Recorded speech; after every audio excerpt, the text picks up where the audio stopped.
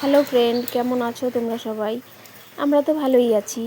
সকাল হলেই কি রান্না করব এটা একটা চিন্তা মাথায়।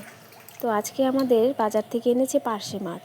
তো পার্শে মাছ খেতে ও রান্না করতে দুটোই আমার খুব ভালো লাগে। তো পার্শে মাছের অনেকে ঝোল খায়, অনেকে আবার সর্ষে পোস্ত দিয়েও খায়। তো আমার কাছে দুটোই ভালো লাগে। তোমাদের কার কোনটা ভালো লাগে আমাকে জানাবে। কেউ কেউ ঝোল খেতে ভালোবাসো, আর কে কে সর্ষে বাটা পোস্ত বাটা দিয়ে খেতে ভালোবাসো। তো আমি এখানে আজকে বাটা মাছগুলোকে ভালো করে ধুয়ে নিলাম, ধুয়ে পরিষ্কার করে নুন হলুদ মাখিয়ে তো এখানে ভাজছি। আর এদিকে একটা মশলা পেস্ট বানিয়ে নিয়েছি, সর্ষে কাঁচা লঙ্কা পেঁয়াজ সব কিছু দিয়ে। আজকে আমি পোস্ত দেব না, আজকে সর্ষে কাঁচা লঙ্কা দিয়েই করব। তো সর্ষে কাঁচা লঙ্কা বাটা পেঁয়াজ বাটা এখানে ভালো করে ভেজে আমি ঝোল দেব।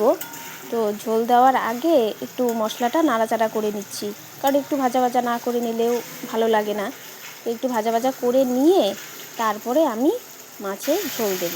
এই যে এখন মাছের ঝোল দেব, ঝোলটা দিয়ে কিছুক্ষণ রাখবো ঝোলটা একটু ফোটার জন্য। এই যে এখন ঝোলটা ফুটে গেছে। তো এখন এই যে আমি ভাজা মাছগুলোকে দিয়ে দিচ্ছি, ভাজা মাছগুলোকে দিয়ে আরও কিছুক্ষণ রেখে দেব। দেওয়ার পর তারপরে একটু ধনেপাতা কুচি এখন ছড়িয়ে দেব। ছড়িয়ে দেওয়ার পর ব্যাস নামিয়ে নেব। তো কেমন লাগলো আমার রান্নাটা অবশ্যই কমেন্ট করে জানাবে।